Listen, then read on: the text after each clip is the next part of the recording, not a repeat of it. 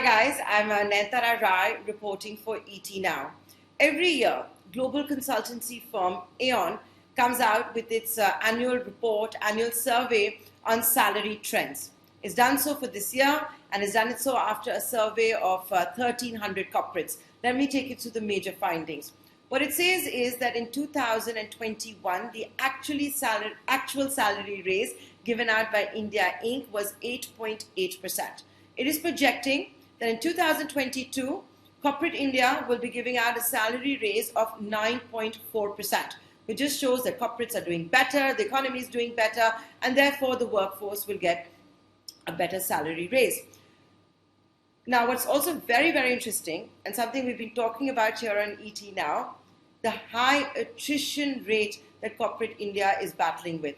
In fact, Aon says that there is a tech talent war on. It has found that attrition is at an all-time high. At least when you look at the last decade, you're seeing an average attrition rate of almost 20%, but it is much higher for the tech sectors. I'm going to come to that in just a bit. So what it also says is that the top three sectors for the salary raises are technology, like I was talking about, where it got a raise of 10.5% in 2021, so much better than the actual average of 8.8%. Aon is also projecting that the tech sector will give out a average raise of 11.2%. That's again much better than what is projecting for the rest of India, which is 9.4%. E-commerce is going to be another high-performing sector, and the salary raises will also be above the average in 2022. So while all corporate India will give out an average of 9.4%, Aon says that for e-commerce is going to be 10.6%. What will be the worst three sectors?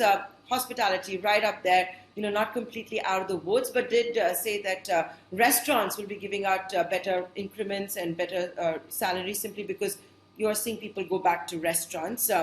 Engineering services and energy are likely to be the other laggards, underperforming the national average when it comes to salary increments.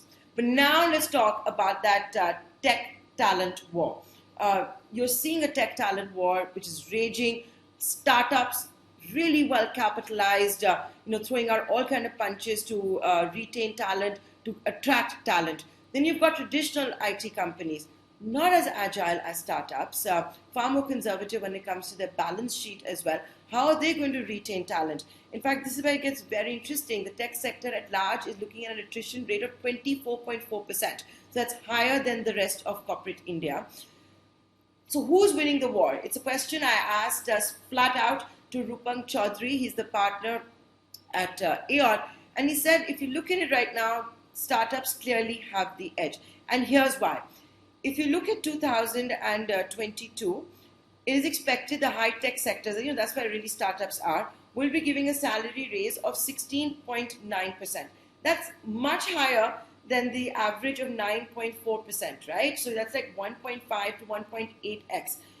You've in fact even see that take place in 2021, where the salary increments by this high-tech sector was about 1.5, 1.8 times that given by the rest of corporate India. It's already battling a much higher attrition rate, like I was telling you, and therefore promotions have been far more generous in this sector as well. You've seen, high-tech promote 13.9% of its employees versus the 11.6% of employees get promotions in the rest of corporate India.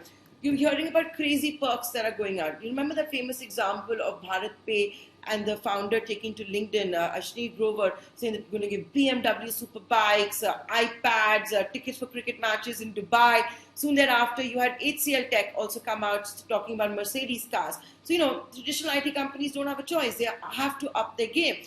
But what Rupam Chaudhary from Aon told me is that the kind of perks that you're seeing will definitely be more from the smaller and mid-sized IT companies. The startups are really well capitalized.